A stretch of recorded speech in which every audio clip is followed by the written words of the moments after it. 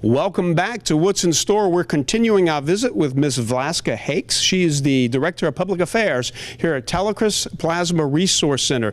Newest business here in Alexandria, located on Jackson Street.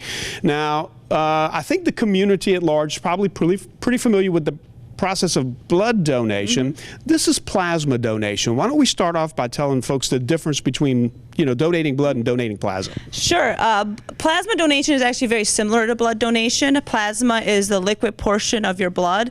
So the biggest difference is that we actually return the red blood cells. So when you donate blood, you go in, you donate your blood, and your whole blood is then used usually directly to a patient, or sometimes it's split off into parts and used with patients. We are just taking the plasma and we're returning those red blood cells. So that plasma is then used to make medicines. We're actually pulling out proteins from that plasma. Your body makes all these various proteins that help your body function.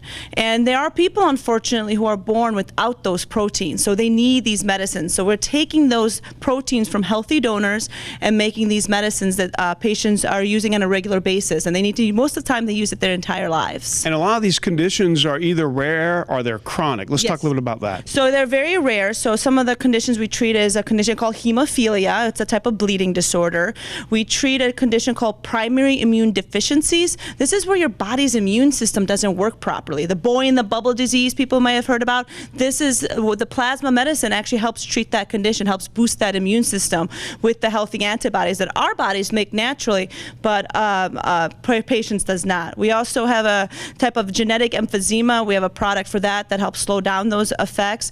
We also have a product called albumin, which is the oldest plasma medicine. It was actually first used in the battlefields of World War II, and it's still being used today on the battlefields, and it's used in shock, trauma, burns, usually in the hospital setting.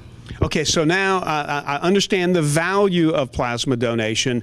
What's the benefits of me becoming a donor of plasma? So there's several benefits. The one benefit is we do provide health screenings. You get a physical the first time you come in. We keep a full health history, so we know if there's something that might be off with your weight or your blood pressure. We can actually identify that and say, maybe you need to go see a doctor. So we help on that. You also do get compensated for your time. Plasma donation is a lengthier process than blood donation, so we do offer a compensation for that time. So if a person was interested in finding out how to become a donor, how do they go about doing that? Well, they can either come right here to our center at 800 Jackson Street starting Wednesday morning.